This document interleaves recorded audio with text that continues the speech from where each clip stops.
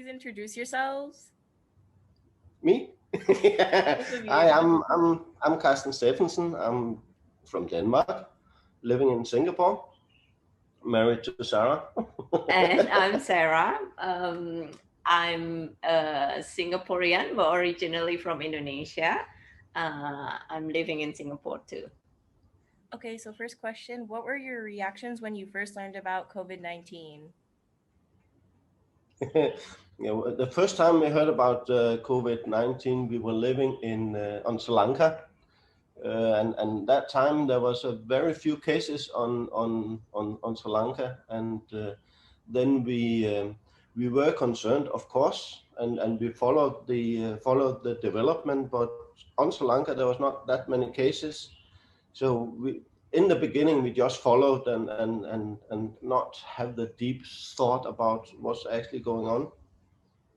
Yeah, and for me, I was hearing, I mean, the same as Carsten, we were in Sri Lanka, but then in the beginning of February, I traveled to Jakarta, to Singapore and Indonesia in Jakarta. And Singapore was a little bit more concerned because they had experience with SARS, which is previous viruses back in, I think, 2002 or 2003.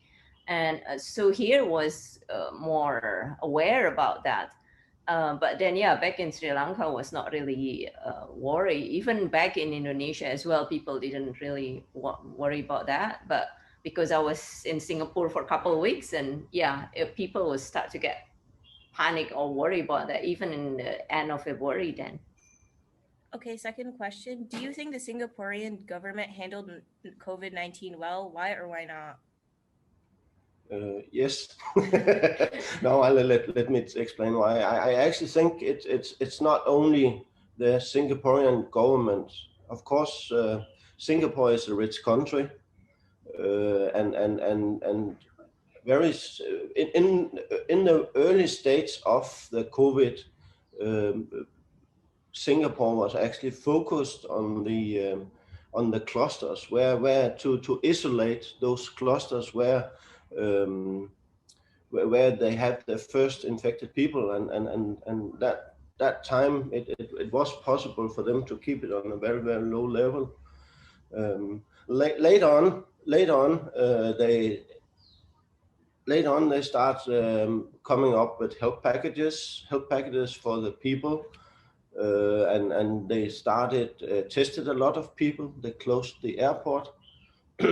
so Singapore, they were really efficient from the beginning, but also I think the Singaporeans, because in the Asian culture, as soon as you have a cough or you have a flu or something, then it's natural for people to start using masks and so on. So I actually think that it's not only the Singaporean government, it's also the culture. It is also the Singaporeans.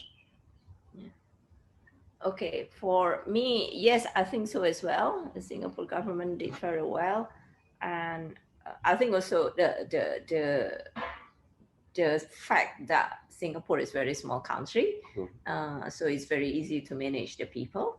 And the second fact is Singapore. Singapore is one of the country who has the highest, one of the highest trust of the government. So Singaporean people trust the government.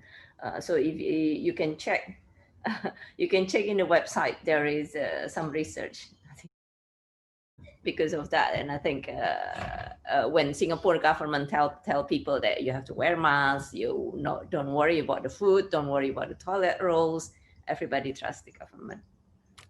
Okay, last question. What are your opinions on online learning?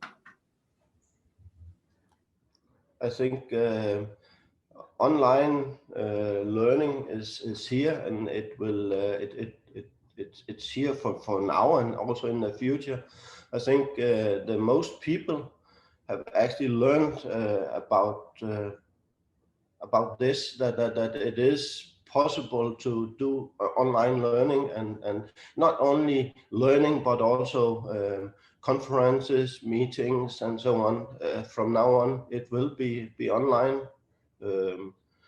Offices, people will work from home more than before. So I think it has changed a lot, where we will be more online than it will be where we are meeting in offices and so on. For me, I am doing online learning now. So yeah, I think it's good in the sense that you have access to many type of learning easier. You can do it in the evening. If you are busy, if you are working, you can still do it in the evening in your own time. But of course, there is probably the challenge that you need to be very, very disciplined to yourself, and you need to be consistent.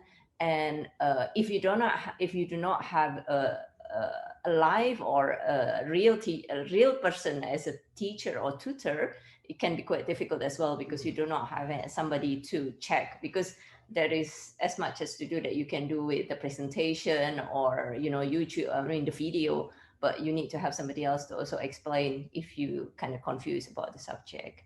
But yeah, I agree with Carsten that it will be here, it will stay for long, and I think it's the future of the learning, I suppose. Okay, I would just like to thank you both for coming here today, because I didn't really have anyone to interview. So yeah. How many people you have? Okay, probably you can stop the interview. Thank you. You're welcome. We are very happy. You can stop the interview. You can ask a couple questions. Yeah, now it's our turn to ask questions.